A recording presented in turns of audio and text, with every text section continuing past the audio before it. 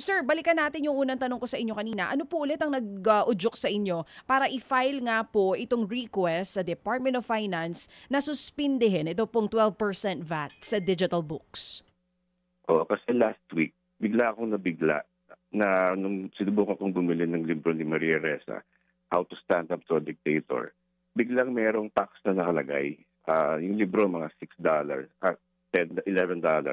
Then merong VAT, mga $1.07, which is mga 67 pesos. Sabi ko, saan ito?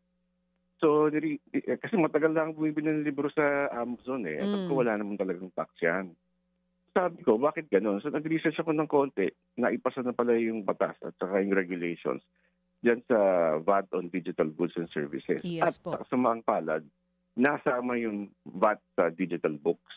Kumbaga, sinabi nila na yung digital books ay digital in content, so therefore they're putting the VAT on it. Mali yan. Sabi ko, hindi po pwede. Dahil maliwanag naman yung obligasyon natin sa Florence Agreement. Sige, explain lang po natin itong binabanggit nyo, yung Florence Agreement. Ano po bang nakapaloob dyan?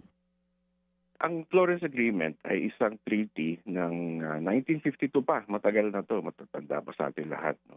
Sinasabi na ang mga bansang pumipirma dyan, kabilang ang Pilipinas, ay hindi pwedeng magpataw ng kahit anong duties or taxes sa mga bagay na mga libro, mga reading materials na nagpapalawag ng edukasyon sa mga tao.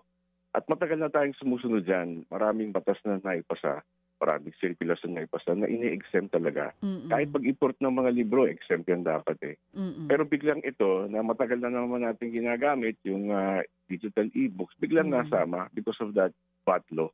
Mga kapatid, brothers and sisters, saan ka pa? Dito na tayo sa totoo.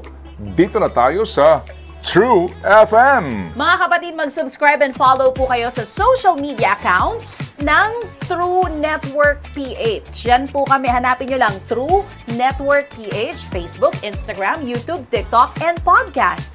Mapa-Apple or Spotify man yan, mahahanap nyo kami. Lahat ng mga napapanood at napapakinggan nyo po sa programa, nasa social media accounts namin yan. So, paano mga kapatid? See you sa social media!